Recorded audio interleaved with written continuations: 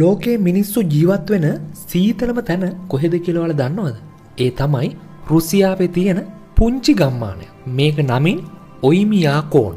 ඉතින් මෙහි උෂ්ණත්වය සමහර වෙලාවට සෙල්සියස් අංශක -71ටත් වඩා පහළට යනවා. මේ සීතල කොච්චර දරුණුද කියනවා නම් ඇයි පියාටුවල අයිස් කැටෙල්ලෙනවා ඔබට බලා ගන්න පුළුවන්.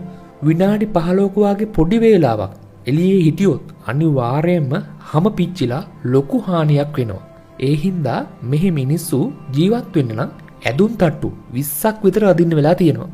ගොඩක් වෙලාවට මේ අය අදින්නේ පිනිමුවන්ගේ හම් වලින් හදපු ඇදුම්. ඉතින් මෙහි වාහන එළිය නතර කරලා එන්ජින් එක ඕෆ් කරොත් ආයේ ස්ටාර්ට් කරන්න නම් වෙන්නේ නැහැ. වාහනේම අයිස් ගලක් බවට පත් වෙනවා. ඒ වගේම ගෙවල් වලට වතුර බට දාන්නෙත් නැහැ. හේතුව තමයි එව්ව ඇතුලේ තප්පර ගානකින් වතුර මිදෙනවා.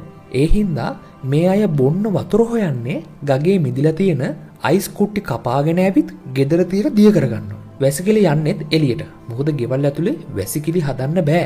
මෙහි පොළොව කොච්චර සීතලද කියනවා නම් කිසිම එළවලුවක් වවන්න බෑ. ඒ හින්දා මේ මිනිස්සු කෑමට ගන්නේ අමුවෙන් මිදුණු අශ්වමස් සහ මාළු.